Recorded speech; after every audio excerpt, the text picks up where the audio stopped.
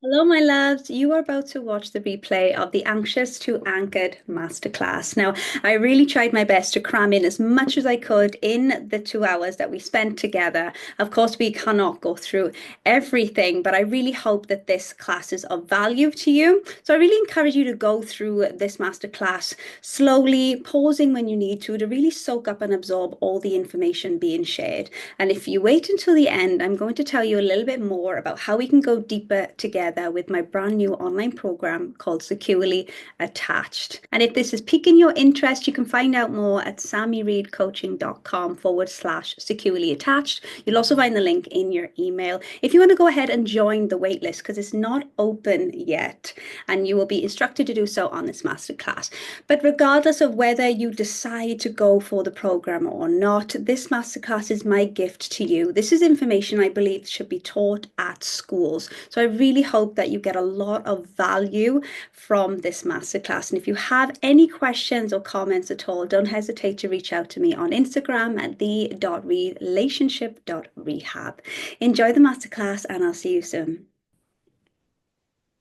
Here we go. So once again, welcome to the Anxious to Anchored Masterclass. And we're just going through, before we get started, to get yourself super cozy, remove those distractions, have a notebook to hand, and set that intention. And if you want to share it with us in the chat, or if you're watching this on replay, maybe write it down at the top of that notebook so you have an understanding as to why you're here, why you clicked that sign up button. Okay.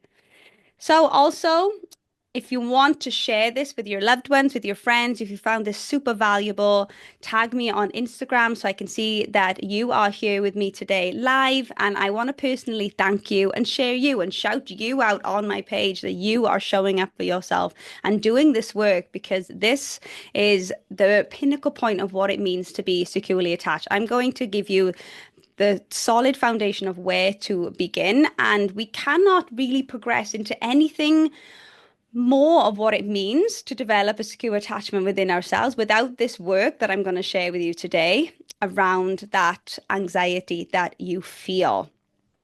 Okay, so I just want to make sure that you are here, that you are in the right place. And if you are a man, then just replace woman with man.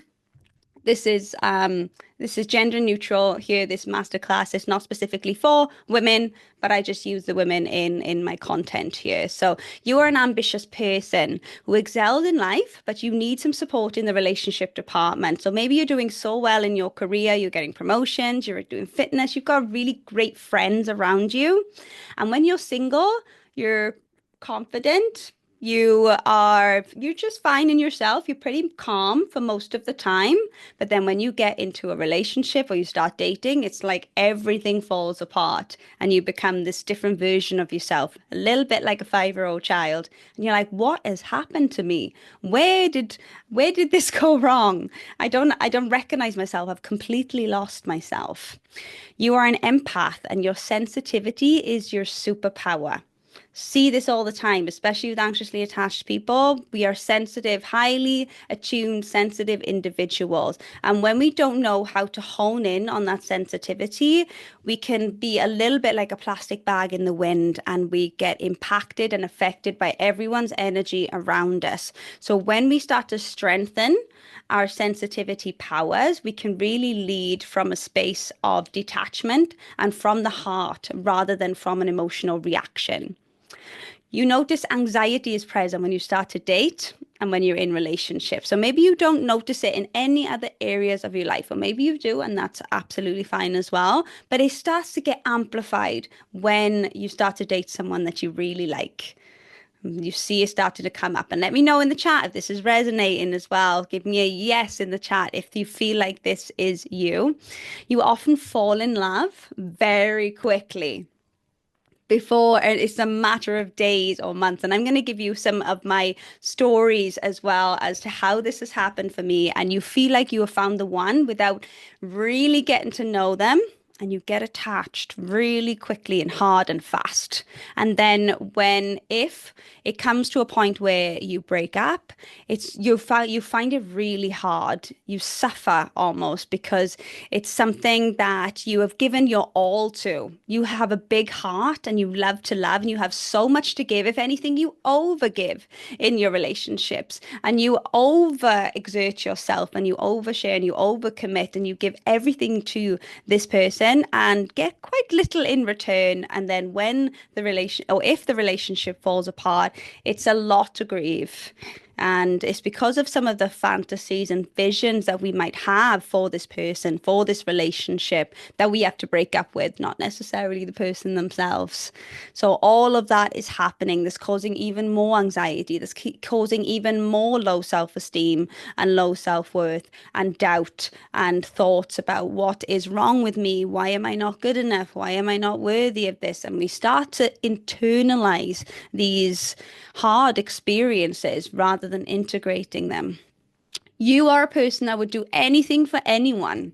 You maybe even pride yourself on this that, oh, I'm that person. People come to me. I love to be needed. People come to me. I'll do anything for anyone. I'm that shoulder to cry on. And this often gets us in careers like nursing, social work, coaching, therapist. We are nurturers by nature and we want to help people. We want to serve people, but sometimes we do it often at our own expense. Sometimes we don't have that capacity to nurture ourselves the way that we nurture other people. There's a disconnect there. You are a truth seeker. The fact that you are on this masterclass with me, whether you're live or on replay, is testament to the fact that you are here to seek out what is true for you.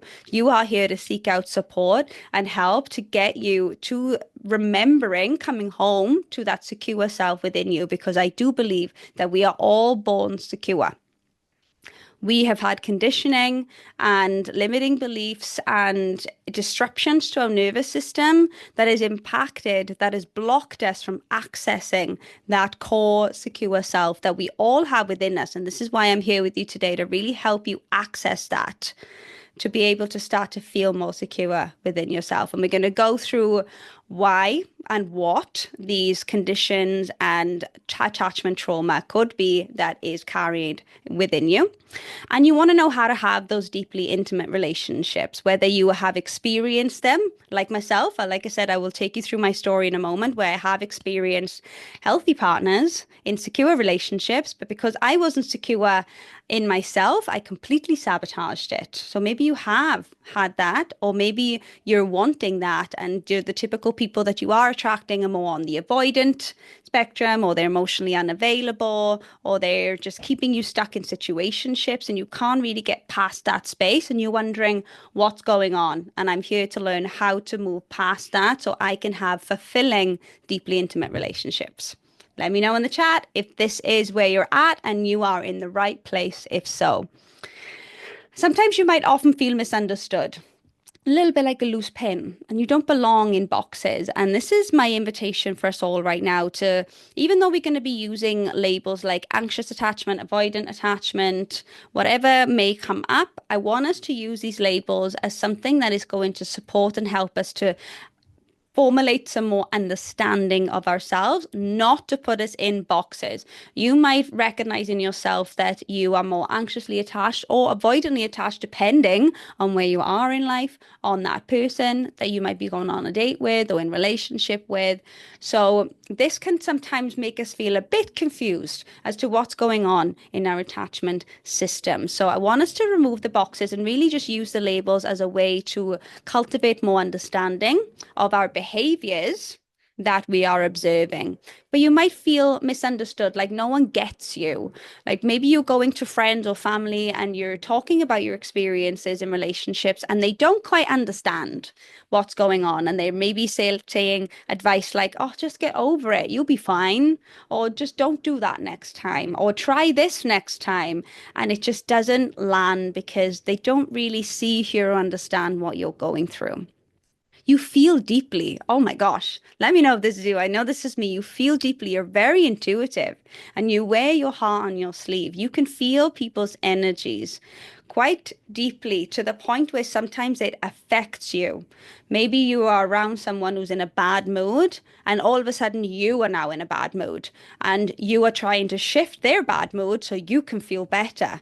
So this is when we are becoming highly influenced by other people. Again, going back to that sensitivity part, we're very intuitive, we're very energetically intuitive. So when we can start to use that and protect ourselves, put those energetic boundaries in place, we can use it to our advantage rather than being a reaction to it. You are strong because you had to be. You've been through a lot, whether this is early childhood trauma or whether this is relational trauma of your early relationship experiences. You've had to be strong and you've been through a lot. You value personal development as a result. You want to heal, you want to grow. You are not here to blame and shame other people around you, regardless of whose fault it is. And we can always encourage people to take accountability and responsibility for themselves and their actions. But at the end of the day, it comes down to the way that we show up for ourselves and who we are in relationship with others when they are coming to us with these types of behaviors and words and the way that they are being. It depends whether we stay with them or we decide to set a boundary for ourselves and we leave. We're waking up to those generational trauma patterns. So maybe you are carrying things that you are observing is a reflection of your mother, of your father. This is what my mother used to do. This is what my father used to do. So now we are starting to see these patterns, these behaviors being carried down through the generations. And sometimes we see and observe things in ourselves that we might not quite understand. Maybe it's because we're not conscious of experiences that we have, but maybe it's because it's not even ours, but we're holding it, we have it because we are being called to heal it. But it's something that has come from somewhere else. And you are here to make your mark on the world. You want to make an impact. You want to leave this world a better place. Like me, maybe you have a deep connection to people and you want to serve and you want to help. And when we start with ourselves, when we heal ourselves, we heal others and therefore we heal the world. I didn't quite get this at first. I just wanted to help people at my own detriment. I didn't matter so much. And it's because of those subconscious beliefs that I was carrying that I was not even worthy of my own love and attention because I didn't really get it to the full capacity that I needed it as a child. But I wanted to make my mark on the world. I wanted to be significant. I wanted to have meaning and purpose. I wanted to be known. I wanted to leave a legacy. I still do want to leave that legacy in the world so I'm not forgotten about when I leave this earth. And I value community. Oh, community is so important. Let me know if this is you as well. I love being around like-minded people where we can share our experiences and our stories and support each other. All right. So, like I said, let me know if this is you. And you're feeling overwhelmed with all the information overload. We are living in a digital world right now where everything is being thrown at our faces. We have so much content to go through. I'm sure this is you. I'm sure you are a person that has books, that has courses, that has free masterclasses, that has resources, that has all the things just stacking up on the shelves, cluttering up your inbox, and it can be really overwhelming. Like, where do I begin? Everybody is coming at me. Maybe you feel like you're not good enough. Maybe you're in a space right now where you're trying these things by yourself. You are taking the master classes, you're downloading the freebies, you're taking the courses, you're listening to the podcast, but you're still not making valid progress. You're consuming all the knowledge, but you can't get to that next step of embodiment, of really understanding what it takes to do this, do communicate like this, or set a boundary like that, or connect to my inner child like this. There's something still blocking you. and you doubt whether you can actually move from anxious to secure attachment. Maybe you've been on this journey for a while and there's small steps being made, but you can't seem to quite make that final breakthrough. Wherever you are on your journey, I work with clients in all different areas of the spectrum, whether you're just beginning your journey or whether you have been doing this for a while, but you're still noticing those flutters of fear, those flutters of anxiety, those blocks from being able to communicate with your partner and have those open conversations. You can feel your ego still quite there and you're getting defensive and you don't know why. So wherever you are is all welcome. Maybe you're doubting the industry. There's so many people labeling themselves as coaches these days. And it's important to do your research when you are choosing a therapist or a coach as to whether this person can actually help you. Do they have those testimonials and proof that what they have to offer works? And I for sure do. And I'm going to share some of that with you today as well. But regardless of who you choose and who you listen to, even do your research into this person to see if they actually resonate and can help you. But I get it. I really get it. There's a lot of noise these days. So maybe there's some doubt there of whether people can actually help you. You think that there's something wrong with you. And right now, I want to say there is absolutely nothing wrong with you. Whatever you're going through, the anxiety that you feel, the self-worth that is on the floor and just splattered all over the place, there is nothing wrong with you. I don't even care what anyone has said to you in the past. And sometimes we do just sometimes say, like, what the hell's wrong with you? We don't know the impact of what that has on other people. And it can wrap us up in shame, wrap those parts of ourselves in shame. And we don't want to even allow people to see those parts of us. Maybe we're hiding the anxiety that we feel from the people that we date, from our friends, from our partner, because we're so afraid of them leaving us or rejecting us or judging us. So we're just now covered in shame because we think that there's something intrinsically wrong with us. Maybe you have been shamed, blamed, and judged in the past by your caregivers for your emotions, for setting a boundary. I know this is a very common part of the conditioning and experiences that a lot of us have been through if we have an insecure attachment style is we have learned that it's not okay to display emotions. It's not okay to be too dramatic or too sensitive or set a boundary or communicate in a way. We've been shamed, blamed, even punished for doing so. I know if I said no to my mother, ooh, I would be physically punished, unfortunately. So I learned in that moment that I am not allowed to express my autonomy, also my authenticity. I would be shouted at and love would be withdrawn if I would sing too loudly. And it's then disrupts the connection and attunement that I have with my parent because I want to protect that. So the way that we try to protect our relationship with our caregivers or parent is to diminish these parts of ourselves because they are getting in the way of that connection. If we feel that love and attunement is being taken away, as children, we are very adaptable and we're going to shut those or that authentic parts of ourselves down. We're going to shut our autonomy down. And then that has a ripple impact on the way that we show up in our adult relationships where now we're too scared to set boundaries. We're too scared to communicate how we're really feeling. We're too scared to display emotions. So let me know, what are you scared of in your love life? And that might be something that can give you a clue or an indicator as something that you have been shamed, blamed, and judged for, even punished.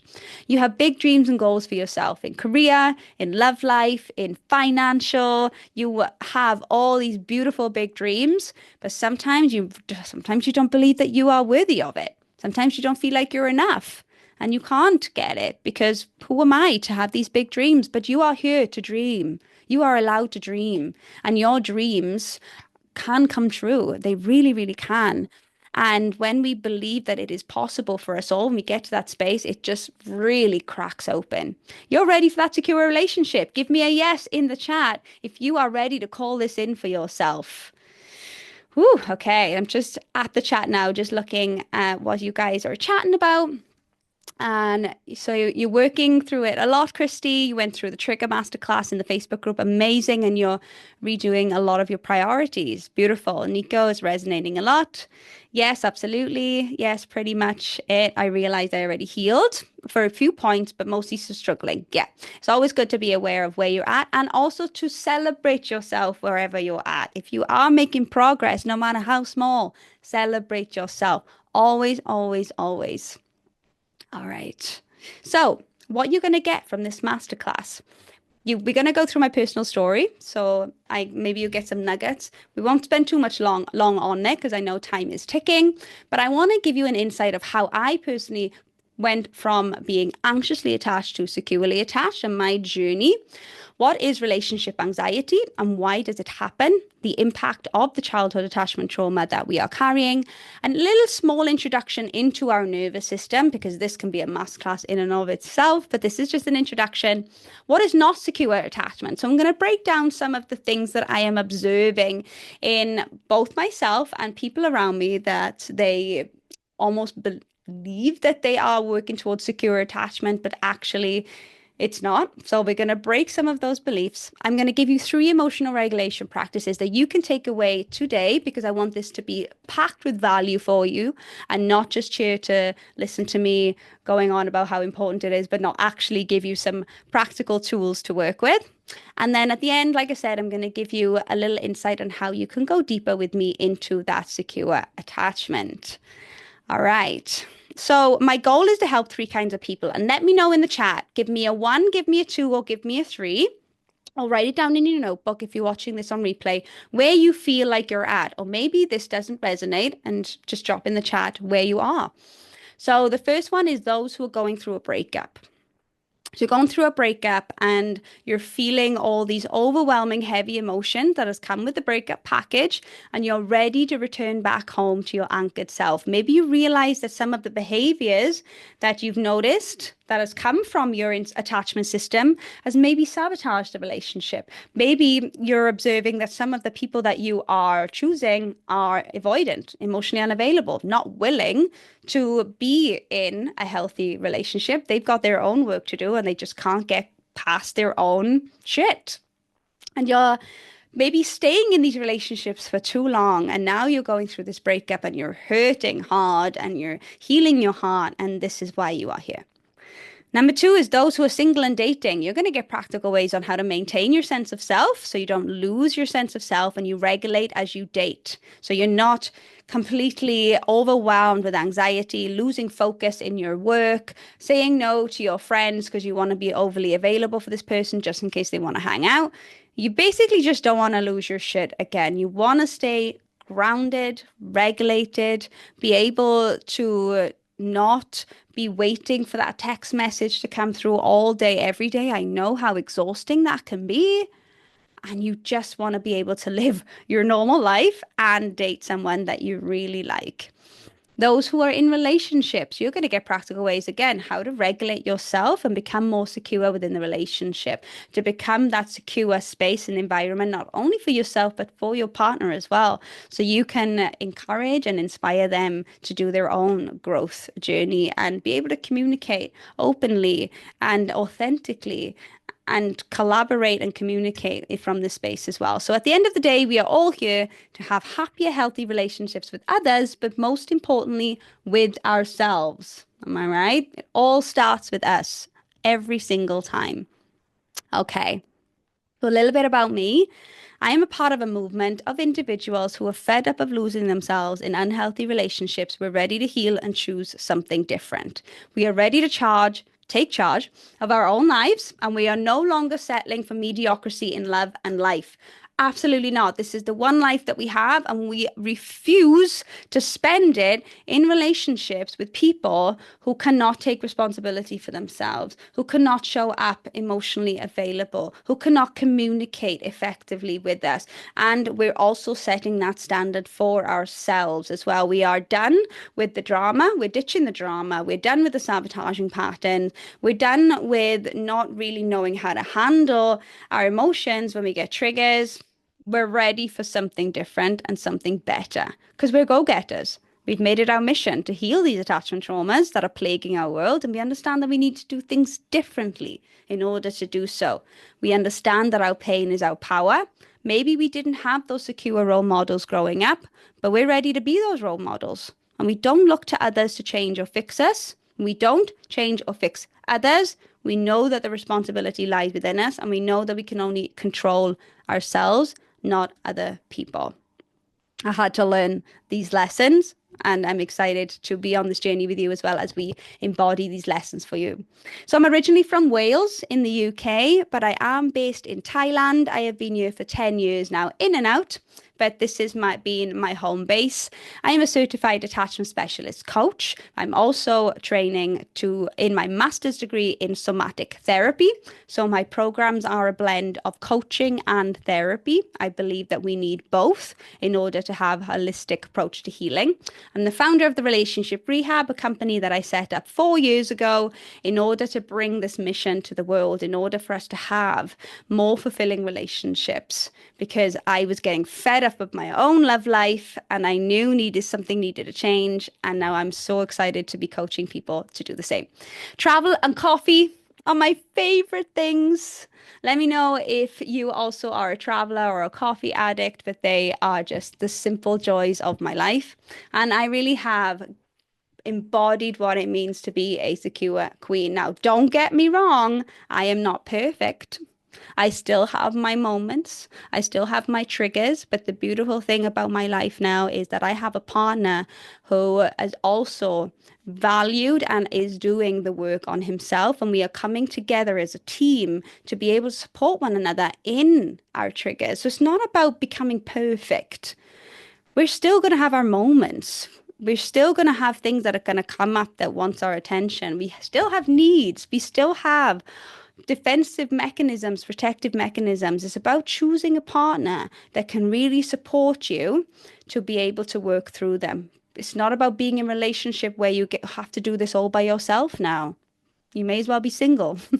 It's about choosing a partner where you are willing and able, you have the capacity to support one another, but not depend on one another, interdepend on one another. I studied criminal psychology and sociology for my bachelor's, and I do have a social work background as well. I did social work for 5 years, working with attachment theory in a different capacity with parent and child. So I have that background. Like I said, I'm certified in attachment theory, coaching for 4 years, and studying my somatic therapy course. So a little bit background on me. And I'm pretty good at what I do. I think so. I'm just going to blow my trumpet for a little bit. Just a moment. Just give me a moment to blow my trumpet.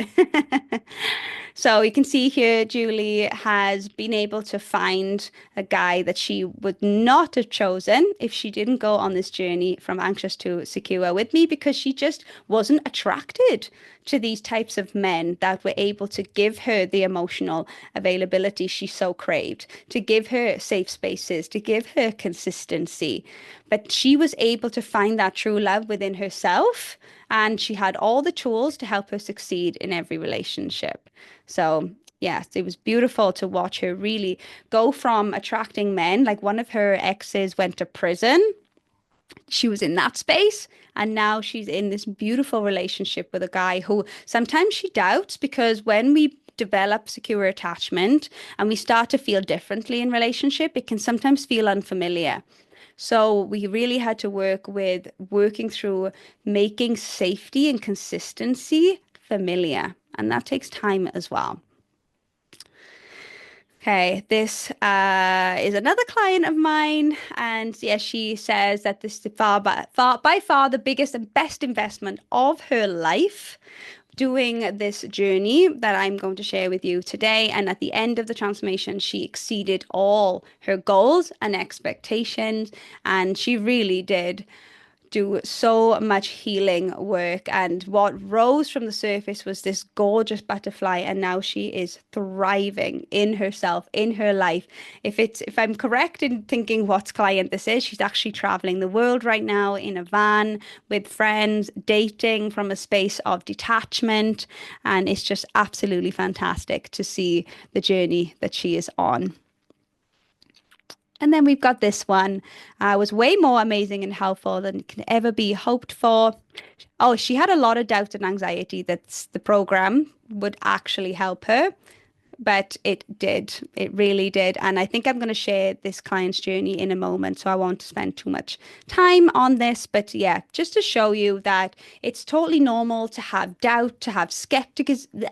Can't say the word skepticism about whether this stuff could actually help you and support you. So I think it's important to validate any fears and doubts that might be coming up for you as to why you should invest your time, energy, and even money into this type of personal development work or relationship work.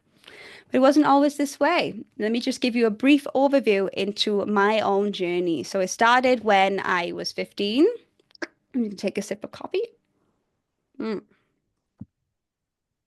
So when I was 15, I got into a relationship. We were very young, very emotionally immature. Thought it was an age thing, but we were together for 8 years and nothing changed. Those 8 years were full of self-abandonment, manipulation on both of our parts. We were trying to change each other, fix each other.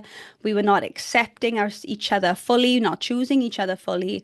He was also quite emotionally abusive, really took away my sense of self and my autonomy, my authenticity. I lost all my friends, but I had severe abandonment wound that was so exposed, so open that I would do anything and everything so he didn't leave me. I even tried to break up with him, and I had all this anxiety and fear and just heaviness wash over me, and I would be completely drowning in my emotions, and I would be back within days, and I couldn't break the cycle. Thankfully, I did break the cycle. And with the help of a community, the help of support, the help of a therapist and my family.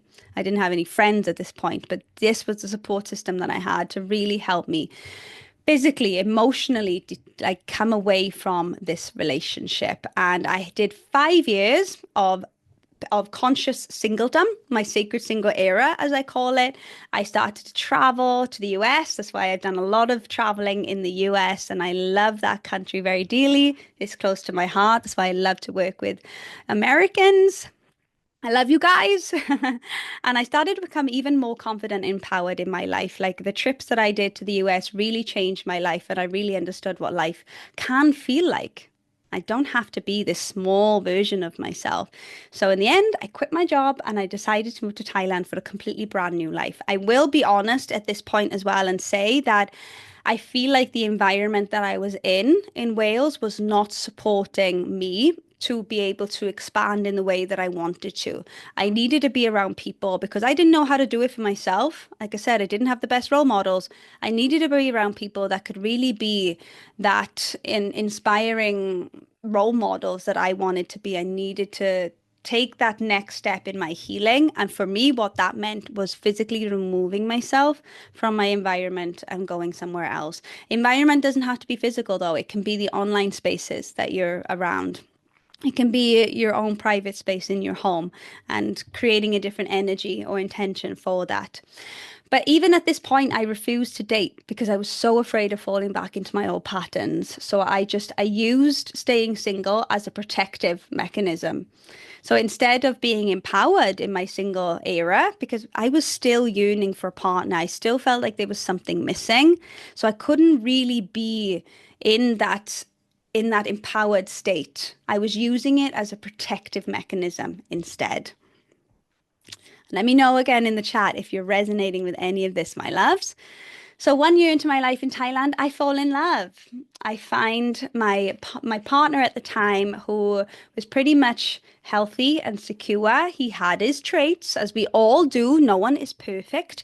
And we did move in with each other straight away after only meeting twice. It was very intense at the beginning. It was actually a real explosion. But as things started to settle down, he did become a very safe and secure partner. But that was the problem, guys. It settled down. I was addicted to the drama. I was addicted to the ups and downs, to the anxiety that would be flooding my body, of like butterflies, of overwhelm, of not being able to focus, of not being able to sleep, not being able to eat. I romanticized this experience. Oh my God, I have found the one. I can't sleep, I can't eat. Isn't this amazing? No, it's not amazing. It's anxiety. But I was enthralled in this. I was such a romanticizer, and I thought that I was in absolute heaven. And this is the thing, it can feel like a drug when you're in love and you're infatuated with someone. But as things started to calm down in the relationship, I didn't like it. It didn't feel familiar, even though I consciously really wanted it. And I started to sabotage. I started to protest. I started to turn everything against him. I started to change little things about him that I was picking at because I was just trying to sabotage. It didn't feel familiar. Constantly tested him, criticized him. I became really overbearing. And I didn't become too much, but my behavior became too much. And he didn't feel safe and secure in himself anymore. He was walking on eggshells in this relationship, never knowing when I was going to explode, never knowing if I was going to get super defensive if he wanted to bring something up about our relationship. So he just never did in the end. Of course, it fell into unhealthy patterns, couldn't take it anymore, and he broke up with me. And this was a relationship that really catapulted me into understanding attachment styles, along with this experience here of infatuation just after, where I became completely obsessed with a man that I met in Nepal and lost a lot of clients in my business. I was doing marketing at the time, and I was falling into these deep fantasies, these visions of who he is. I didn't even know the dude. Let's be honest, I didn't know him. It'd only been a couple of months, but already I was married and having his baby. I really fell into that infatuation phase, and he felt that energy. He started to pull back and distance himself, which of course amplified everything that I was feeling as I was leaning even more in. I was chasing, I was proving myself, I was trying to be perfect, I was pleasing him in any way that I could. And he felt that, and he's like, oh my gosh, this doesn't feel good. This doesn't feel healthy. But yeah, these two experiences really catapulted me when it was COVID into this space of like, I need to do something with this. And I was forced to sit with my shit. Who else? Give me a hands up or yes in the chat if you went through COVID having to really sit with some shit that came up to the surface. So this is when I really started to identify the patterns which caused me so much regret and shame and sadness. And I really leaned heavily on God and my spiritual practices during this time. So I really invite a lot of spirituality into my programs and my journey as well, but it's not necessary if it doesn't resonate with you. And then I finally put myself in rooms with people that understood me, that I could finally see and understand what was going on within myself because I was able to share my experiences with others. I was not alone in this. Who else feels alone in their whatever they're going through in their love lives, in your relationship? And it was just the most incredible thing, and I completely dived into it head first. And then, yeah, it was really got myself to the place where I really started to help other people as well. Oh, my challenge from God chapter. So this was a 10-month situationship that you might have seen me talking about in my content as well, where I was already on my healing journey. I understood a lot about my patterns at this point and my trauma, my conditioning, and I was reprogramming it all, and I was regulating my nervous system. And then came this guy. And I started dating him. He seemed perfect. And I was head over heels. He seemed pretty mature and secure at first. And I was like, okay, everything's going great. He's ticking all the boxes of what I'm looking for. I was really trying to slow down. I was not trying to rush it, even though my default was to really, rush into it and do all the things quick, quick, quick and get him into that commitment before we were both even ready. But after a while, as things were starting to progress and starting to get serious, he was starting to pull away. He wasn't ready for a relationship, but unfortunately, he was still keeping me dangling. Um, Even though he said that he didn't want a relationship, I gaslit myself at this point and was like, okay, maybe I don't need the label. Maybe I can, he's a great guy and he's showing up for me in his actions. I don't need to be called his girlfriend. I don't really need the commitment, but I was going against myself. I was not honoring what I was really needing and what I wanted from a relationship, and instead putting myself to the side and putting his needs first. Thankfully, after 10 months, I did eventually break it off, but only after I thought that I could change his mind. I thought if only I can just keep showing him how much I am amazing I am and how, I'm doing the work on myself, like he would be a fool to let me go. I am such a catch. Like, I just need to show him a little bit more. He just needs a little bit more time. That is not the case. If he can't see it, as soon as he starts dating you, darling, he won't see it. He won't change his mind. And this got nothing to do with you. It is not a reflection on you. And that's a lesson I really had to embody as well. It is all about them. And sometimes it is just not a match. Sometimes it just is that. It's just not a compatible match. And sometimes we have to be okay with that. It doesn't mean anything about us. Okay, but I was proud of my growth.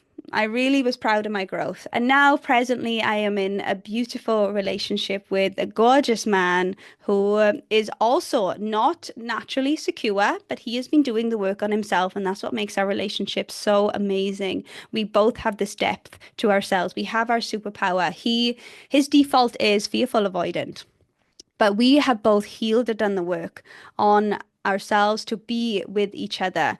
We met initially, gosh, years ago, and we were not ready for each other.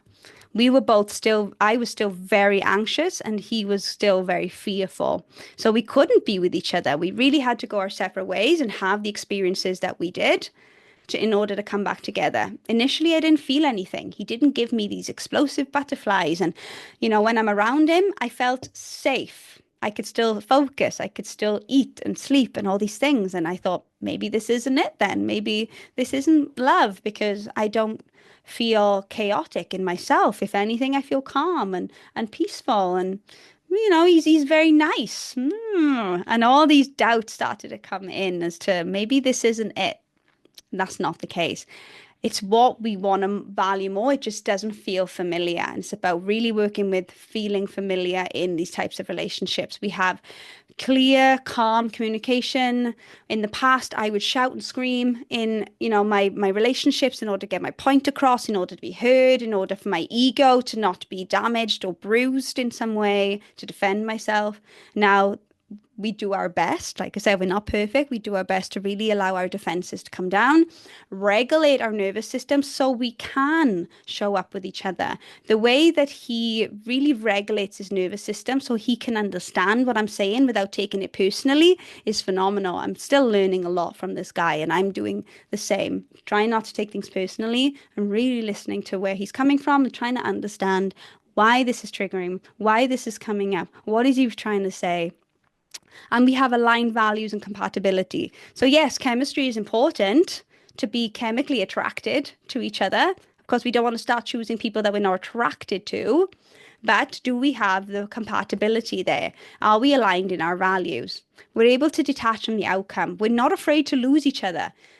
I know that sounds bizarre, but we're not. We want the best for each other. And if that means not being with each other, then so be it. That's what I believe love is being able to detach from the outcome. So when we're in conflict, before I would not even want to rock the boat because I'm so afraid of them walking away or showing parts of me that are quite vulnerable.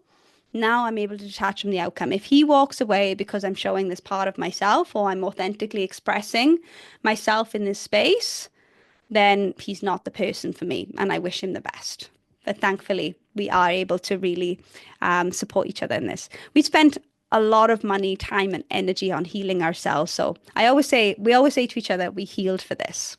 I still have those flutters of sabotage from time to time, but like I said, we are working on creating a safe environment for each other to be able to work and go through and move through and come out of these experiences and not stay stuck in them and not ruminate and not be able to move past them. So that's my journey, guys.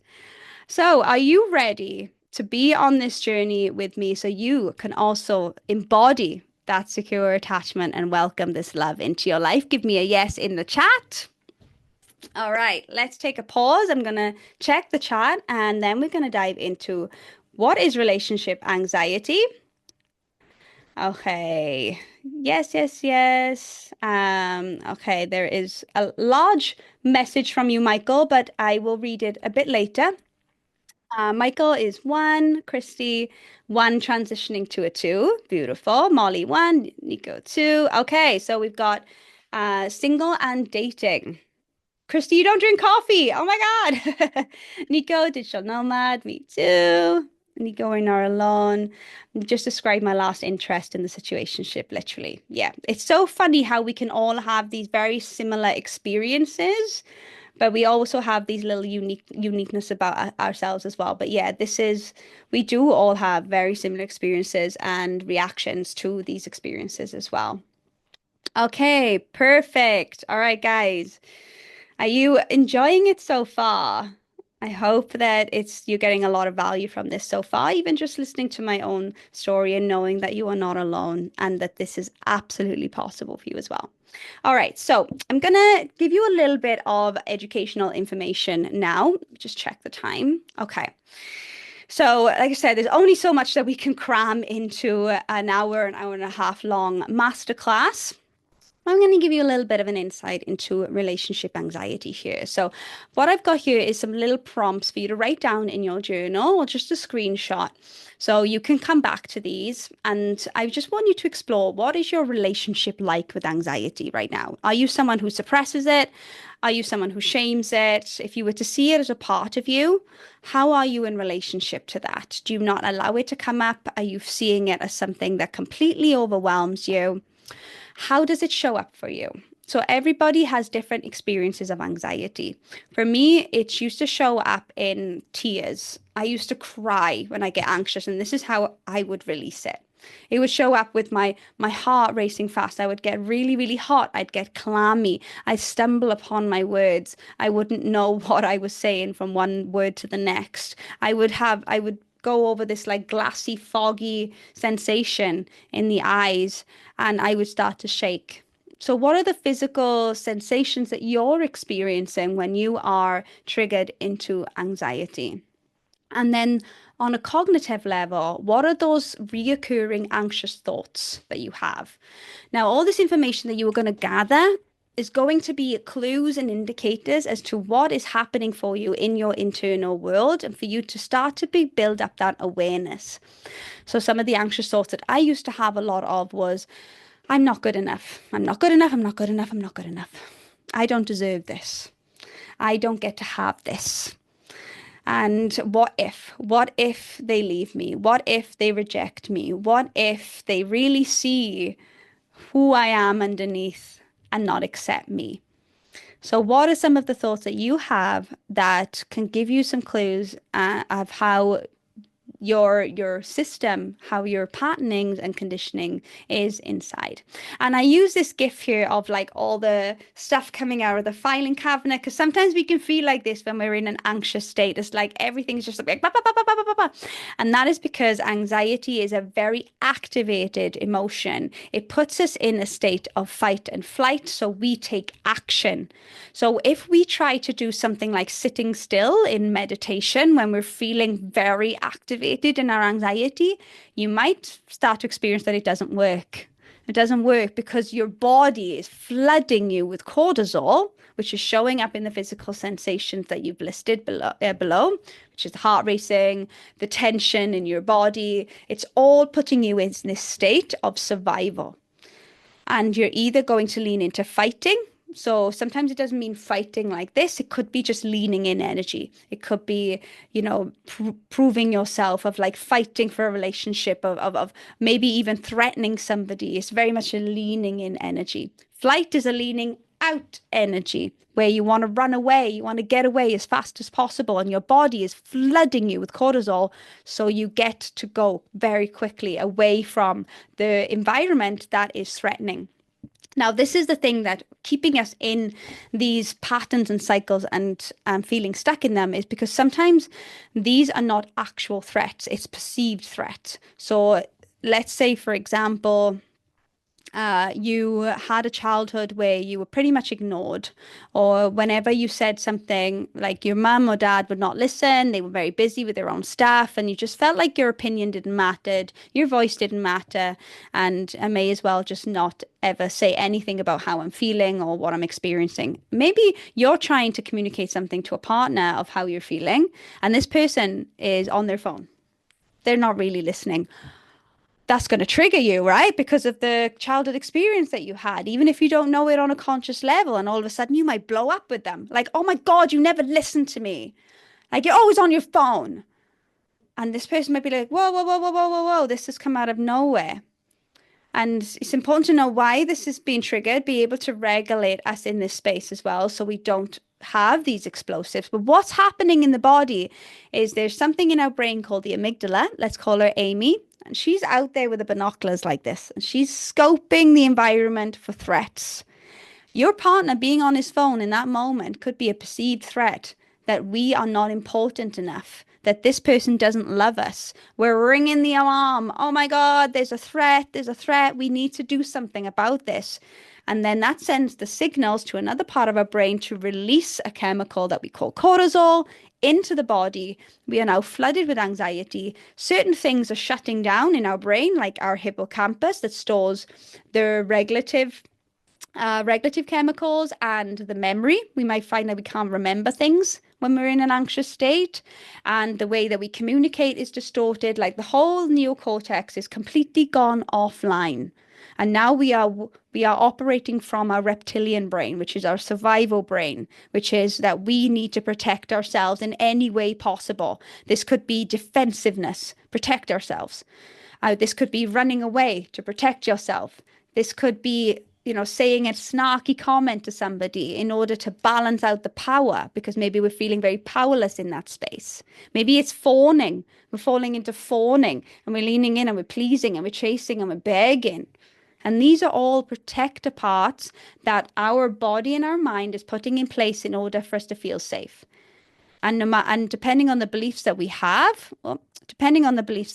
if it's I'm not good enough, I'm not important, I'm not lovable, I'm not worthy, those beliefs will start to get activated, and we need to put these protector parts over this belief in order to not feel that we're not good enough or that we're not important, even though it is spiraling and very activated at that point. So this is what's causing this internal chaos right now, is that we're feeling the subconscious belief that we're holding about ourselves, and then now we've got these protective parts all trying to do all this stuff so we don't feel this belief that we have about ourselves. So it can feel like a lot, am I right? It can feel very intense, and it can feel very exhausting. And sometimes when we don't know how to do this for ourselves, we look at other people to do it for us. Again, if we have not been taught to self-regulate, then we are looking at other people to do it for us, whether it's them changing their behavior so we don't get triggered, whether it's them regulating our emotions, or whether it's them saying certain things or doing certain things and us having those expectations of them showing up a certain way. So now we feel better. But the key to emotional freedom is to be able to learn how to do this for yourself. Okay, so I just wanted to highlight this book. This is quite an academic book, but if anybody's interested in this book that I'm reading right now, is absolutely phenomenal. It's called Healing Developmental Trauma. And in this book, he says one of the most significant consequences of attachment trauma is the resulting lack of capacity for emotional and autonomic self-regulation. So what this basically means is we cannot have happy, healthy, fulfilling relationship unless we learn to self-regulate. We will always be in a space of having a lack of capacity or having that attachment trauma if we do not know how to self-regulate. And unfortunately, the attachment trauma that we go through, it disrupts our capacity for emotional and autonomic self-regulation. So if we are carrying some attachment trauma that is giving us the anxious attachment style or the avoidant attachment style or the fearful avoidant, then it really gets in the way of us knowing how to self-regulate naturally. And this is why we need to learn it. Okay, so this is our nervous system. I've already gone through a little bit of what this looks like. So very quickly, the way that we can really start to understand it. I love this graphic. This is polyvagal theory from Stephen Porges. And he explains it very well of how we ride the waves of anxiety and any type of emotion. So you're welcome to screenshot this as well, so you can study it in your own time. But very quickly, just going through it, when we are feeling calm, confident, grounded, regulated, we are here in this green zone. And this really supports us to be compassionate, curious, mindful, present, calm, settled. This is where I'm at right now. I'm very present with you guys. I'm very focused. I'm very calm. I'm very curious. I'm able to trust in all the things that I'm saying without being hyper vigilant about notes. I don't even use notes anymore because I'm able to keep myself in this social engagement space. However, when we get triggered or one of our beliefs get triggered or our body gets triggered for a perceived threat, we move into the fight and flight stage. And this is when we get into our sympathetic nervous system. So all that amygdala up here in the brain, she's detecting a threat and she's starting to shut shit down. She's shutting down our reproductive system, our digestive system, our neocortex, in order to put us in this space for survival. We need to fight or we need to flee. Just like in the animal kingdom, right? When you see the lion, when the gazelle sees the lion, right, now I need to make this quick decision, and our body supports us to do this. We have this nervous system for a reason, for when we are in actual danger and threat, to be able to fight or to be able to flee. So cortisol gets pumped into the body to tense all the muscles, to get ready to run or to get ready to fight. But when there is no actual threat, which is most of the time in our modern daily lives, and we are living in this sympathetic nervous system because we're just getting triggered all the time. We're just feeling anxious in work, in life, in relationships. And it puts us in this space of feeling angry, irritable, frustrated, fearful, worried. So just use this to be able to explore within yourself. What is my experience like when I get into this yellow zone of anger, of anxiety? Do I want to lean in? Do I want to fight? Do I want to flee? Do I want to fawn? Do I want to please? What does this look like? If we cannot fight or flee a situation, so let's say you are in conflict with a partner and you have done some fighting, you've done some defensiveness, you've done some projection, you've tried to leave the room, but for some reason it's not happening. Maybe they want to work through this. Sometimes we can go into that freeze response. So this is when we think, well, we cannot fight, we cannot flee, so now we have no option but to freeze. And sometimes a lot of people leave their lives in this freeze response because they feel like the world is such a dangerous place and they cannot fight or flee from the world. So they live in this freeze response. And this is when we become really disassociated with our lives. We become completely numb. Depression, when people suffer with depression, they are living in their freeze response. They're shut down, feelings of hopelessness and despair, and feelings of being trapped as well. So we almost like, it sounds extreme, but almost like get ready for death in the animal kingdom. It can feel like this immobile response, like we can't get out of bed, we can't do anything. I can't would be the normal response all the time when you're in a freeze response. So this is a very small introduction into the nervous system. There's so much more that we could go into this, but for now, I don't want to overwhelm your system. I don't want to overwhelm you with all of this, but do your research on the nervous system and just get curious. Just get curious of maybe where you feel like you are right now, checking in with yourself. Where do you live most of your life? Is it in the green? Is it in the yellow? Is it in the red? What do these different areas look like for you? And then we can move through these stages as well. So it's not realistic to now expect ourselves to be in this green zone all the time. Sometimes we need to come into that yellow zone because we need our nervous system to work this way in order to get away from actual threat. But how well equipped are we to deactivate ourselves from the freeze, from the fight and flight, and back down into the green? Just get curious as to what tools and systems you might have in place so far to be able to deactivate yourself and whether this is a reason why you are here today. And I'm going to show you three things that are going to really help you in your deactivation as well, from anxiety to feeling more anchored in this green zone for yourself. All right.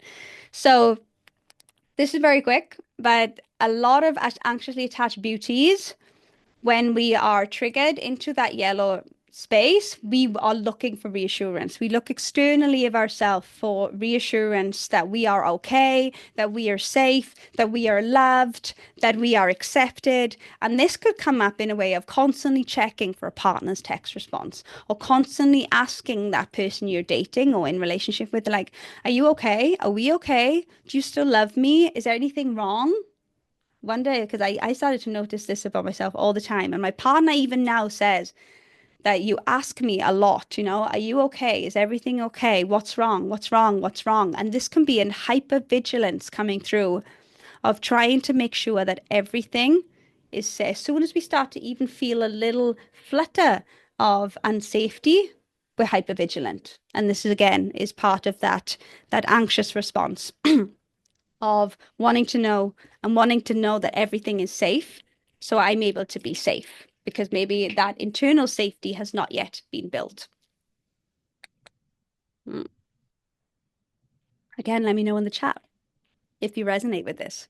This could look like over analyzing words. So maybe you're picking apart words that they use, their body language, their tone. Why did you say that in this tone? Why did you move your body an inch away from me? We're constantly looking for these signs of abandonment because we have abandonment wounds that are open, that are activated, that have not yet had our attention and our healing. So we feel like we're constantly going to be abandoned because we're not good enough or we're not worthy. But I want to be able to support you to get to this regulation space. Being able to recognize when your nervous system is dysregulated, have those tools to be able to deactivate from an activation and regulate yourself, to pause and have self-soothing techniques to be able to reframe your anxious thoughts and therefore build up that inner security. So when reassurance does come, because like I said, being in a relationship is a partnership. It's not like never receiving reassurance ever again from people, but it's an added bonus. It's not a survival need. It's not like I need to hear from you in order to feel okay. It's I would like to hear from you. And it's important to me that I hear from you because, we're partners in this and it makes my day. But if I don't, I'm not going to now be, an explosive, anxious mess and not be able to concentrate on other things until I do. All right. So are you with me so far? You still are you still with me? And I hope everything is landing wonderfully. Like I said, let me know if there are any questions that do come up as a result. Okay, Nico, I've been in the yellow zone for the last 2, 3 weeks. Okay. Okay, lovely. It's good awareness that you're there. And I hope that these tools that I'm about to share will really support you to come back down into the green. But just a little bit about what is not secure attachment. So what I see a lot in today's society is people feeling like they're secure if they don't care. It's like it's, I don't care, I don't care, I don't give a shit. Like do what you want to do. I'm cool, I'm chill. It doesn't bother me. I don't need you. And we kind of go into this again protective space of hyper independence of playing it cool. But being securely attached doesn't mean that you're chill about everything and that you don't care. If anything, building healthy attachment allows you to care more deeply and with an element of detachment. And what I mean by this is that detachment from the outcome, not detachment from people.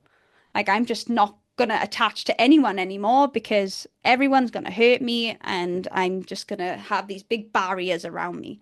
It's not about that. It's about being able to allow people in, open up your heart, but be able to heal those abandonment and rejection wounds. So if people do decide to leave your life for whatever reason, it doesn't feel like a death. It doesn't feel so painful, like it stings you to your core. So it's not about this, I don't care, I don't need a man, like I don't need you, I'm fine by myself. That would be more going into the avoidant camp.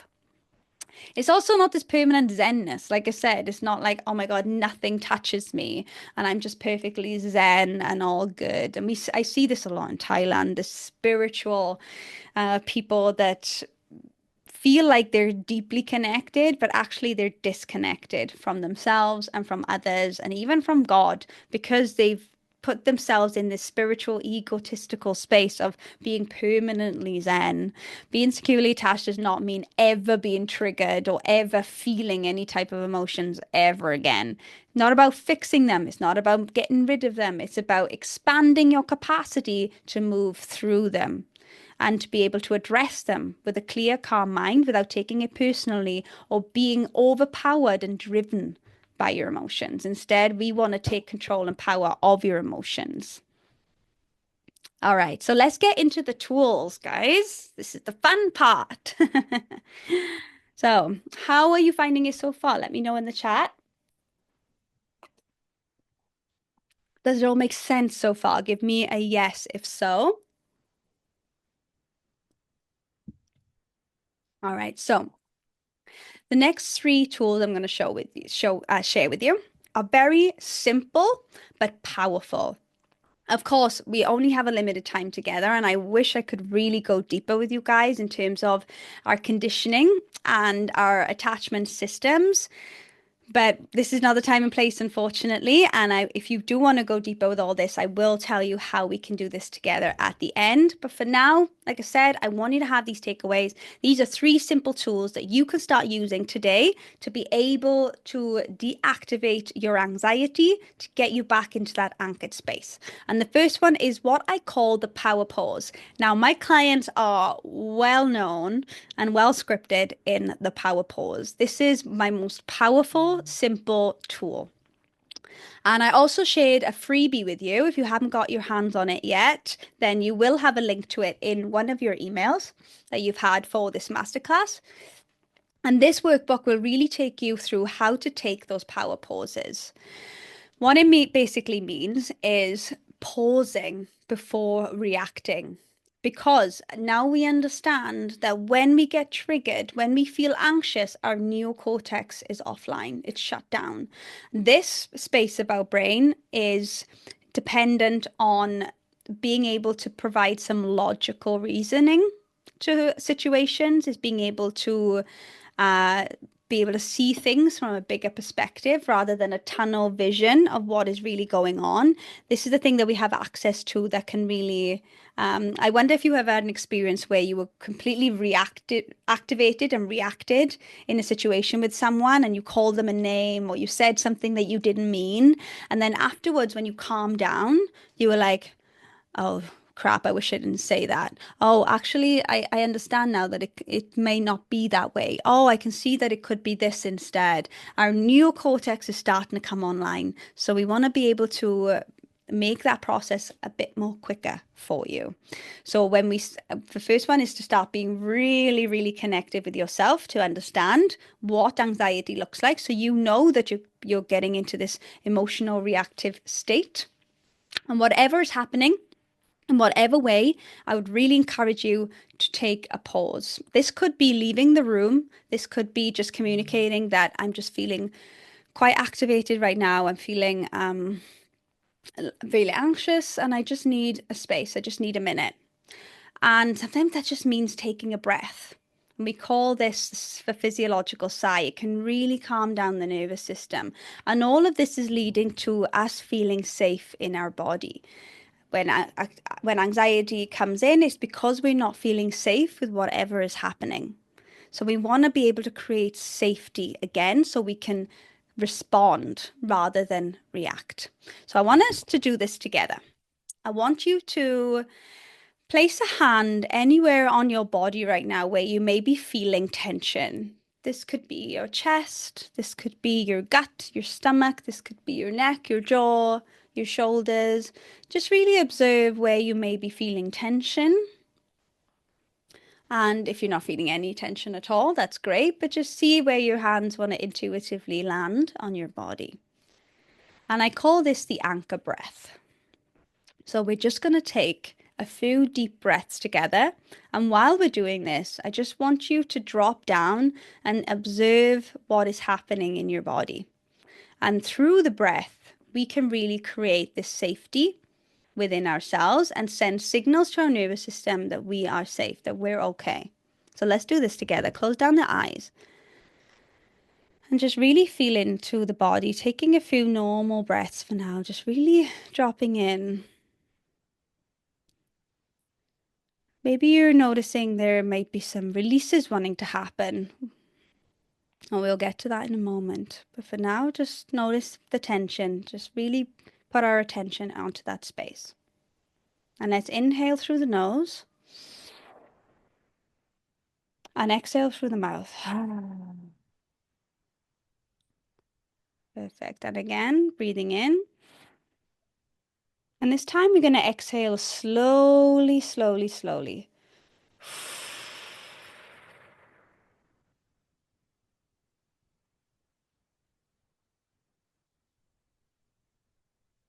You can do a couple of rounds of this by yourself. And just really start to notice if you can feel any calm coming over your body. Or if there's any releasing that wants to happen, any crying, any screaming, any shaking. This is all good. Emotional releasing. So sometimes when we don't allow ourselves to release our emotions, they can get stuck in the body. It's a little bit like sweeping dust under a rug. If we're not attending to it, if we're not cleaning it up through releasing, it just gets stuck. And this is what causes pain in our body, especially in our hips, especially for women. We store a lot of our emotions in our hips. For men, it's in their backs. If you have a lot of pain in your hips or your back, or you're even up in the shoulders here, you're holding on to emotions. So the way that we can really regulate, the most powerful, simplest way really is through the breath. Just taking a few deep breaths and noticing and encouraging peace and calm to come over your body. If you want to add to that, you could bring in some somatic mindfulness, some somatic practices. So if you're noticing the tension in your hips, for example, just doing some hip rolls could be really helpful. If you're noticing it in your shoulders, just some movement in your shoulders. And if you want to take this to the next level, I would encourage you to have a somatic practice in your life. So this could be through stretching, yoga. I'm actually going to do my yoga training next month because I've noticed the importance of these somatic practices to being able to release stuck emotions and anxiety and just to have a calm and regulated life. So maybe it's yoga or any type of movement.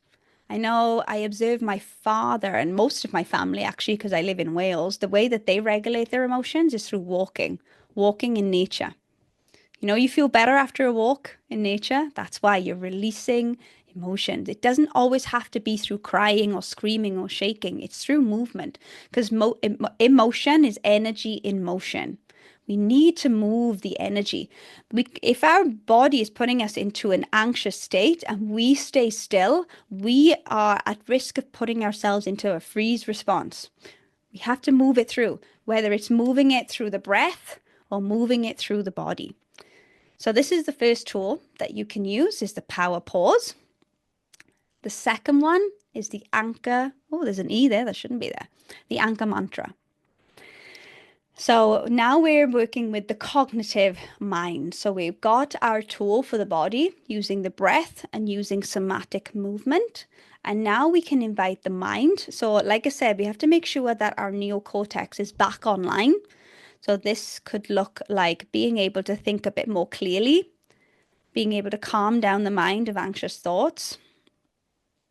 And then we can offer ourselves an anchor mantra. We don't need to be fully regulated at this point. This can be something that can help us with our regulation. And this could be through meditation while moving, if it's very activated. So this could be while you're walking, instead of listening to music or distracting yourself, just really paying attention to the sounds around you and notice your thoughts.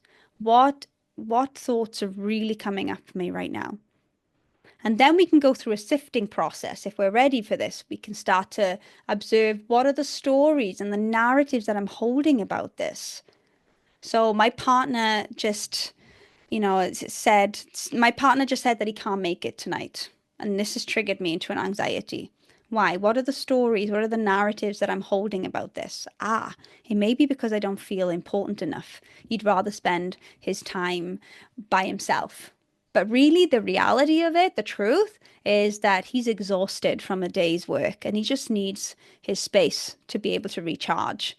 But I'm making it mean that I'm not important enough because he doesn't want to come over, because I've been really looking forward to it all day. So we can start to sift through the stories, the narratives, in order to locate the truth. And maybe the truth is that he just doesn't want to come over, and that's something that we need to sit with. And we can really start to access what's really going on and what is our experience through all of this as well. And then the anchor mantra could be something that you offer yourself to keep you anchored in a grounded space. The one that I use a lot is I am safe. I am safe. I am safe. And I confirm this by keeping my feet planted on the floor, by really feeling the support around me, whether it's the chair, whether it's nature, put my feet in the ground. I am safe. I am okay. I am not in danger, because remember, the nervous system thinks that we're in danger. So we want to make sure we're sending those signals to our nervous system. I am safe. I am supported. I am not alone. I am okay. I am enough. Now, this is not going to completely reprogram and eradicate those limiting beliefs, but it's a starting point to be able to eliminate those cognitive distortions that overwhelm your thinking brain and keep you anchored in your calm space. And then the last one I want to share with you is the inner child. Let me know in the chat if you've done any inner child work or if this is really new for you. So this could look like looking at those protector parts that are coming up and getting curious. So I notice when my partner and I have a uncomfortable conversation that I tend to get defensive, that I tend to get overwhelmed with emotion and I cry. I tend to want to leave the room. And just observe, what are your protector parts? What are you needing in these spaces? So this is really uncomfortable for me. This is really unsafe. Even just dating as a whole feels very uncomfortable. How am I protecting myself? Am I keeping myself single as a protective mechanism because I'm so scared to start dating again and get hurt again? What am I needing in order to create more safety for myself? Maybe I need to take things more slowly. My inner child needs that. She's so afraid of being hurt again. He's so afraid of being rejected. But I know that in order to live a full life, full of love and aliveness, I need to be able to get myself taking risks again and getting back out there again so I can meet that person. How can I create a more safer environment? What does my inner child need? My inner child needs me to slow the frick down so I don't get too attached, so I don't get too overwhelmed with infatuation when I meet somebody.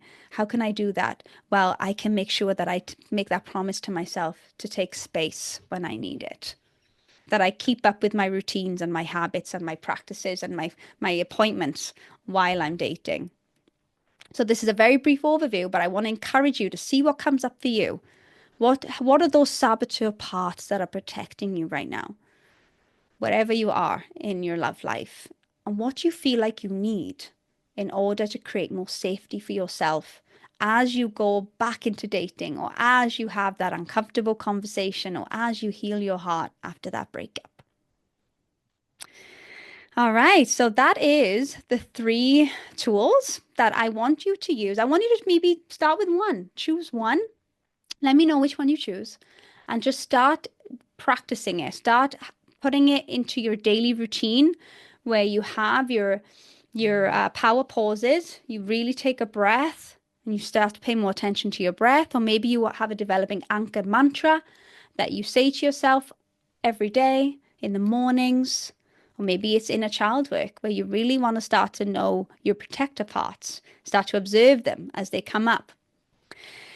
And this is the journey from anxious to anchored, is to really start to awaken your awareness to what's going on in your internal world, but also your external world, to start to align with your core secure self.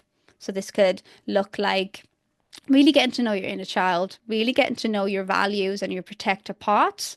And then, and only then, because a lot of people jump to the final part without doing the first two, which is to anchor in those secure attachment skills. You can download all the communication scripts you want, but unless you feel safe communicating, it's not going to work. You can download all the 3 steps to setting solid boundaries masterclasses, but unless you create safety in setting boundaries, it's not going to work. So, only when we start to regulate our nervous system and awaken to the attachment trauma and wounds that we hold and heal them and align ourselves back with our inner child and protector parts can we then anchor in those secure attachment skills of conscious communication, setting boundaries, conflict resolution, and any other skills as well that we know are essential to healthy relationships.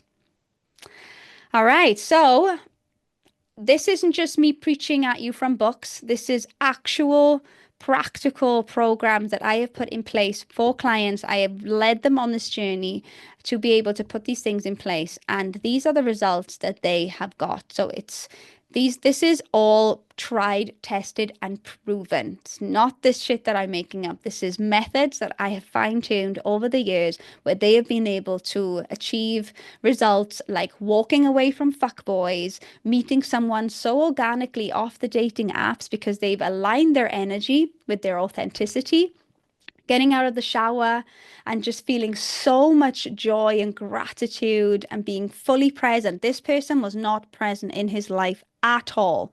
And all of a sudden now he is so present in his life and he cannot believe the gifts that he has around him. He's noticing the smallest things, which is so cool. Just realizing that I need to trust myself more, that there's nothing wrong with me and I do deserve a partner, that my partner is really seeing me as this freaking amazing person now that I have worked with my saboteur parts and I no longer am sabotaging myself in this relationship. We can really have those incredible conversations that's going to give me the deep intimacy that I yearn for. So this works. So I have a question for you guys. Are you excited about what we just talked about and the potential that's in front of you? Let me know in the chat. Does this excite you? Or do you feel like this? Do you feel like this sounds great, but it sounds like a lot? This sounds overwhelming. I don't know where to begin. And everything is welcome here. I totally understand that this can feel very overwhelming. And I'm just looking in the chat here as well. Yes, makes sense. I'm really happy with the introduction to the nervous system. Amazing. I'm glad that was helpful for you. Is the anchor mantra a good moment to journal? That's a great question, Nico. So if we journal too soon, we risk overwhelming ourselves even more. We want to be able to really be with the body first and foremost, whether this is through breathing or movement. And only then, when we start to feel ourselves coming down, we don't have to be fully down, but start to feel ourselves deactivating, can we get that journal out then and really work with the cognitive mind? Okay, how can we align with the core secure self? I will tell you a little bit about how you can do that in a minute. Christy, exciting. Yes, exciting. Perfect. Ah, so good. Okay, so if you are excited and you want to learn more You want to go deeper with this work. You want to heal that attachment trauma. You want to know your protector parts and really heal those as well so you can embody your core secure self. I want to introduce you to Securely Attached. Now, this is a brand new signature program, but you might have heard me talking about this in my content. It's been in the works for a while. It's been a few months now that I've been building this program, and it really is set upon the 4+ years that I have been coaching and doing therapy work with clients online, but also a lot of what I have been doing in my social work as well. This is the roadmap to get you from anxious to secure. It is everything that you need all in one place. And it gives you that result, very simply put, securely attached. So, what is the program? So, what you will get being part of Securely Attached, you will have lifetime access to 9 educational pre-recorded video modules and resources and workbooks to support you on your journey from anxious to embody secure attachment. So it's all well and good collecting all the educational information, but how much are we then actually embodying this work? So even though these video modules are educational, they are also going to encourage you to embody all of the work as well. And to help you do that, we are going to have weekly calls, live group coaching calls via Zoom that is going to support you on your journey. So this is me going to help you and challenge you to embody and to hold you accountable to the embodiment part of the program as well. It's going to be a combination of teaching and coaching and real-time support, as well as real live embodiment practices. We're also going to have a private support group via Facebook where you get to be an active part of a community and start to be around like-minded people and connect with like-minded people. It can be very powerful when you know that you're not alone on this and there's people around the world doing the work with you that are encouraging you, supporting you. Having a group in your back pocket is just so priceless when you're going through something and you just want some advice or just to check in with, am I doing the right thing, or do I have any other options? This can be very valuable to share your wins, share your breakthroughs as well, so we can celebrate you. So, securely attached, like I said, it is a combination of a course. So, you're going to have those modules, but I don't believe that a course is going to be that thing that is going to really support you. Like I said, we all have courses and have downloaded courses to give us all the information that we need, but how much are we then embodying it? This is why I've added on the coaching calls. But you will have lifetime access to the course itself. So you can always go back to it and watch those modules. But the coaching calls is a 12-week package, and this is designed so you take action, because if we feel like we've got it there all the time, then it's just kind of sitting on the shelf, and that's not what we want. I want to support you to get you in that space of feeling so solid in yourself, so secure that when you're dating, you're not floating around like this emotional reaction plastic bag, that when you're in relationships, you can really embody what it means to be securely attached and have those uncomfortable conversations, set those boundaries, be able to express yourself authentically, attune to your partner, not in a codependent way, but in an interdependent way, and be able to support yourself and your own needs through this as well. So the private support group, the live workshops, exclusive live workshops that we will be doing ad hocly as well. I sometimes invite guest speakers to come in and tell us a little bit about different topics that may not be covered in the program itself. It's a whole hand-holding process to get you from A to B, to get you from feeling anxious, overwhelmed, and maybe sabotaging relationships, or choosing, like subconsciously choosing partners that are not willing to meet you halfway and not, willing to give anything to a relationship. They're just sucking it all from you because you're overgiving, to a place of anchored, secure, calm, focused, able to really see and observe and get curious to what's going on rather than taking everything personally. The whole shebang costs around $5,500. Well, lucky for you, Oh, I got a few bonuses as well before we go into that. A few bonuses. So there are conscious communication scripts that I will be gifting you as well, so that you can use these when you express your feelings, your boundaries, your needs and desires as you embody your secure self. So like I said, if I just threw these at you without the program, yes, you can use them. But you might be in a lot of fear using them. You might not even use them at all. It might not land so well because there's just still a lot of fear and anxiety around this. But my goal here is to be able to have you embody this, so you don't need scripts. You don't need someone telling you what to do. You already know naturally. It's like second nature to you how to communicate effectively, calmly, and consciously. The second bonus here is a feminine energetics workshop. So this is the one for the ladies. You've got exclusive access to a live bonus workshop from a guest speaker, all about feminine energetics and embodiment. So you can consciously step into your feminine in life and love. Now, this program, I have to say, is actually for women. But if you are a man here as well, you are always very welcome to inquire about the one-on-one program. But this program is specifically for women at this time.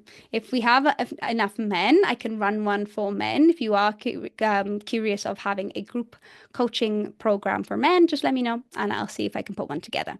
But basically, this program is going to take you through the 3 stages of secure attachment. The first one is to awaken to the patterns, awaken to the stuck emotions and trauma that is in the body, awaken to the behavior, the sabotaging behavior, and your beliefs and your thoughts and the nervous system. Completely awaken all of these programmings so we know what we're working with. We know what beliefs are being run in the background. Without awakening all of this, your inner world, how can we work with it? A lot of people don't take the time to do this, to really start to build a relationship with their nervous system, to really start to build a relationship with their subconscious mind. And then from that space, we can start to align ourselves with our core secure self. We can start to embody those types of behaviors of confidence, of starting to set those boundaries, of really understanding what our inner child needs, of starting to understand all the different parts that make up us and which ones we can start to choose and let go of. Start to align ourselves with this core sense of peace and security. And then the third one is anchor. Anchor ourselves into those secure attachment skills. Anchor ourselves into knowing how to communicate effectively, how to express ourselves authentically, and how to resolve conflict with confidence and ease. So before we go any further, how does this sound to you guys? Does this sound like something that you need, that excites you? If it doesn't, that's absolutely fine. I hope that the training was beneficial and valuable for you anyway. But if you do want to go deeper, is this sounding like something that you need? Let me know. And if you're watching this on replay, you can let me know in the DMs as well if this program is interesting you right now, is lighting you up, is like, oh my God, this is what I've been looking for all my life. Let me know. Okay, so just a quick run through of how this method, this program, has worked for my clients. So I want to introduce you to Anya. She came to me feeling severely triggered in her relationship. She was made to feel like she wasn't good enough. She was overly attached to her partner and what he thought of her, and self-sacrificing parts of herself in order to please him because she was so scared that he will leave. As she worked with me and started her journey towards secure attachment, those rose-tinted glasses fell off. She started to see things about her partner that she couldn't see before, which led her to leave the relationship. She started to notice that actually it was not the healthiest of dynamics for her to be in. And now she's dating and meeting men. This is the one that's traveling the world in a van. There's meeting men from a space of presence, of love, of connection, and healthy detachment. She's really embodying what it means to be secure for herself. And this is some of the experiences that she has shared with me on her journey. So she feels like her needs have completely changed. She's really starting to understand who she really is outside of a codependent relationship, getting to know herself again and getting to choose who she wants to be. And from this space, she's attracting from her energy these beautiful people. and going from anxious to people pleasing, like a dried out little girl, as she describes it, to a thriving and blooming woman. And she's loving her single era. So really proud of Anya. And then we got Julie. She's the one that found her relationship after attracting partners that are emotionally abusive. And she thought that it was something wrong with her. So on her journey, she started to prioritize herself, understand all those different parts, and completely rewired the way that she thinks of herself and of love and of men, regulated her nervous system, and as a result, she attracted the man of her dreams. So this is some of her experiences where she completely transformed the way that she shows up, not only in relationships, but in her work as well. She got a promotion while we were working together, which is so cool. That she really leveled up in all areas, in all capacities. And lastly, we have Yulene, the beautiful Yulene. She was in a relationship with a secure partner, just like myself back then, but feeling very deeply insecure and anxious that she wasn't good enough for him, that he would eventually leave, that they would one day wake up and decide that actually she wasn't good enough for him. She wasn't worthy of what he has to offer, and he would just walk through the door. Now, she tried everything, podcasts, just consuming content on TikTok, watching reels, journaling, even formal therapy, but nothing seemed to work. But in the program, we were able to work with our nervous system, change her relationship to emotions, because she's a type A ambitious girly and she wants things fixed now. She wants to feel a certain way now. We really had to slow everything down for her so we could invite that core secure self to come through, to feel confident and meet her own needs without projection. And this is some of her experiences during the program as well. Okay, so we have some of our clients' journeys, but now this is about you. This is about your journey and what you're wanting for yourself and whether this program is right for you. So some transparency here. What I'm not going to teach you is strategies and tactics of how to get someone to be in relationship with you. I'm not going to teach you how to get someone emotionally addicted to you or how to get your ex back and say this and do that. If that's what you're here for, then probably this is not the program for you. If you just want to be told what to do and be given like scripts and just strategies, of course, we're going to work with strategies, but it's not the core of what this program is. Maybe it's not for you. What I am going to teach you is embodiment.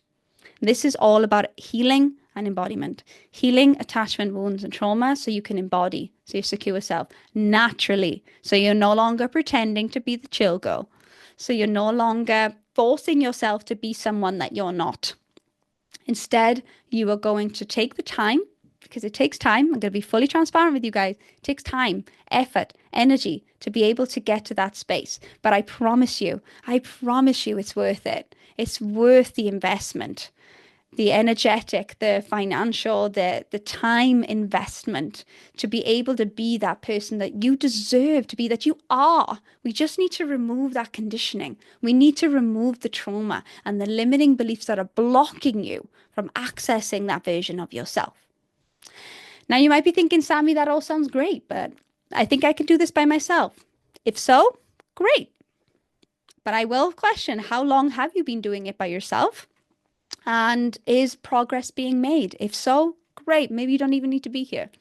But if you're noticing that there are blocks there, that you have been doing this by yourself for a while, or you want quicker results because you want to work closely with someone who has walked the walk, talked the talk, and has the directions to where you're going, then maybe a program would be great for you. What if it doesn't work? Totally get it. Skeptical is normal. Doubt is normal. And this is why I shared with you my clients' journeys. This is why I shared with you proof that what I'm offering here is tried and tested. It works. I'm 100% confident in my methods that it will work for you. If it doesn't work, then we need to evaluate why. I don't really have an example where it just hasn't worked. Maybe it's just not the program for you, if so. And we can have a conversation about that. But what I will say in all transparency, there's always a risk when you choose a program or you choose a coach or you choose anything that is going to support you to achieve certain goals. And at the end of the day, it's all down to you. You are in the driver's seat here. I'm not going to take that driver's wheel for you. I'm in the passenger seat with the directions and the flashlight. I'm guiding you. I'm telling you where to go, what needs to happen, which turns to take, how to stop, how to go. But you are still in that driver's seat. I'm not taking the wheel from you. So then we will look at what is blocking you from really giving this your all if it doesn't work. What if I don't believe I can do it? And let me know if any of these are resonating in the chat as well. What if I don't believe I can do it? Sometimes the belief in our own capacity to be able to make change gets in the way. And I want to honor that. Sometimes we've been led to doubt ourselves and our capacity to change. And sometimes we think it's better to just stay comfortable in what we know and not make change and not take risks and not step outside the comfort zone. But what kind of life is that? We want to be able to live this amazing full life, but what that means is taking risks sometimes. So what I will say, if you're battling with this, what if I don't believe I can do it, is to just challenge yourself. Very small steps. And this is what this program's all about. And then you can start to build the belief in yourself, because I believe in you. I fully believe in you, and you've got a community behind you that believes in you, and you can ride off of that until you build up that belief in yourself.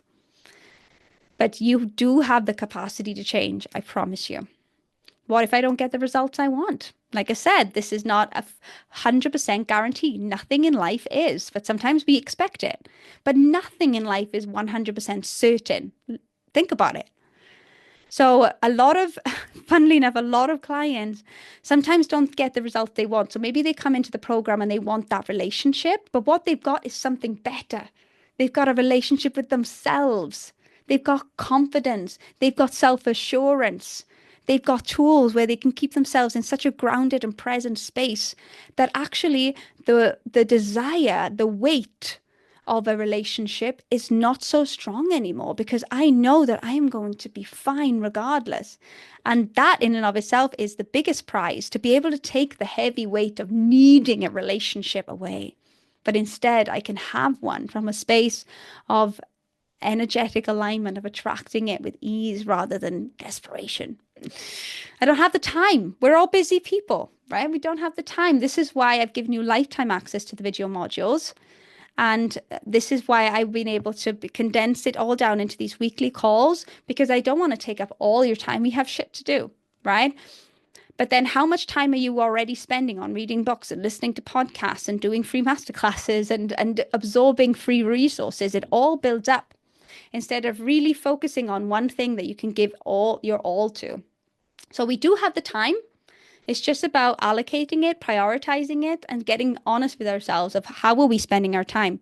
I wonder how much time we spend scrolling on social media, looking for those answers when it's just right here. And I don't think I can afford it. So we do have some options for you as well. If you feel like you are already making assumptions that maybe it is out of your budget. So let's take a look.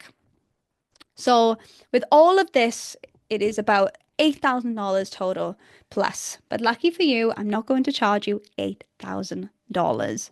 Instead, there is an early bird investment of $997 for everything.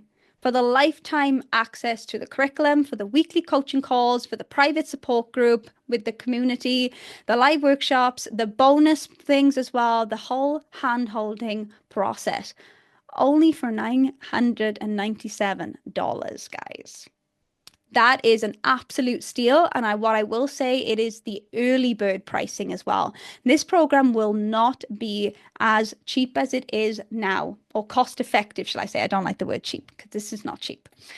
Most cost effective price that you can get right now. And it will go up in price as well. We also have a monthly plan. If the $997 is too much too soon for you, we can break it down into 3 monthly payments of $350 as well. So to make it more accessible for you. But here's the thing, it's not open yet. So I have 2 options for you guys. It's not open yet, it's still in the making. So this early bird investment is only for you guys here on the masterclass, whether you're live or watching this on replay, because when it does launch in April, it will be the normal price of 1,497. So this is the only time to get it at the early bird price. And the way that you can do this is to either join the waitlist. So you can join the waitlist and be the first to know when this program is open and get access to that early bird investment. And it will only be for the first few days. So if you do join the waitlist, you have to be a bit vigilant as to when that email will drop. And I will do my best to let you know on social media as well. So this is your first option. You can go to sammyreedcoaching.com/securely attached. And I'm going to drop the link as well in an email, in your replay email, so you can access the website that way as well. And just pop your name and email into the waitlist and you're in. The second option, if you are someone who's like, I want to be in on this. This sounds amazing. This sounds exactly what I need, and I'm ready to go. I don't want to put myself on the wait list. I don't want to wait. I want to be in, and I want to secure a spot because they are limited spots. There's not many, and there's about maximum 8 spots in this program. So if you want one of those spots and one is already gone, then just for you guys, I'm not opening this up to the public, just for you here in this masterclass, you can start to apply for this program.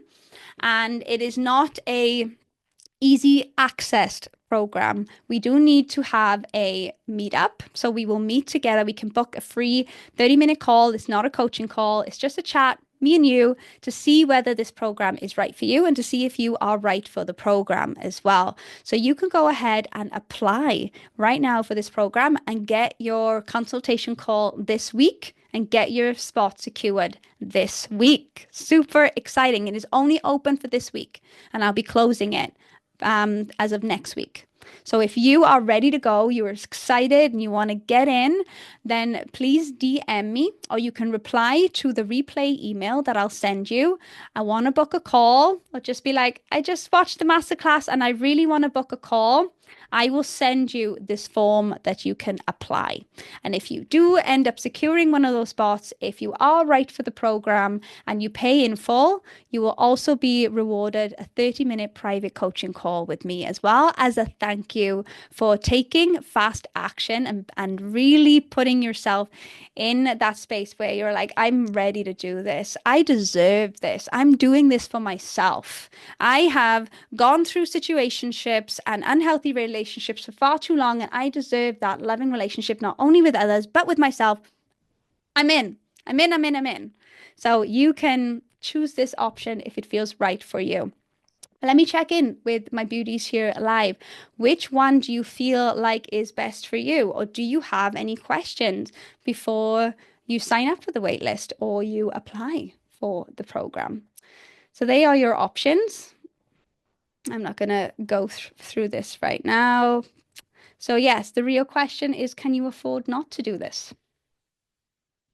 All right, so here are your 2 options. You can join the waitlist and be notified in April, or apply and get that early bird pricing and a limited spot.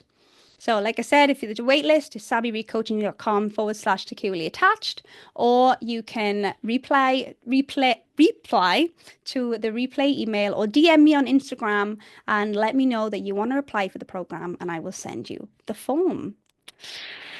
And that's it, my loves. Oh, that has been a lot. That definitely, oh my God, we are nearly at 2 hours. Totally broke my own time boundary, but I hope that has been super helpful for you. I really value and appreciate you being here with me live, and for watching to the end if you are here on replay. And I'm just going to open up the floor for about 5 more minutes with any questions that are coming through. And like I said, if you are a man and you do want something like this, just let me know. And if I have enough men that want to do a group program, we will do it. Or maybe the one-on-one program will be a better option for you. Or even if you are a woman and you want to explore more of a private setting, one-on-one, you can also let me know by sending me an email or a DM, and we can have a chat. Okay, so any questions before we say good night? All right, Molly, can we access the slide somehow to look back at? Yes, this will be on replay. So when you wake up in the morning, you will get the replay email in your inbox and you can watch it on replay there. So you can really kind of pause and reflect on all of the slides and really absorb all the information. All right. So any other questions? Or I think there was one earlier, but if not, we will say good night and let you get to bed or to your evening routine, wherever you are. But yeah, I hope that all of this was super valuable for you. That is my first and foremost intention, is to really give you this information so you can start to embody and start to do this work, whether you choose to do the program or not. Nico, I'm ready to do the work now. Will probably not be available in April. Is there another option than the skier attachment program? Yeah, like I said, Nico, you can just contact me and we can see what your options are. If April is not a good time, maybe the one-on-one program would be best so we can be very flexible with our time then as well. That's why a lot of people love the one-on-one program. All right, Laz, thank you again so much for being here with me. I hope that it was super valuable. If there are any other questions that come up, don't hesitate to reach out. And I will now wish you good night. Thank you so much. Thank you. Thank you.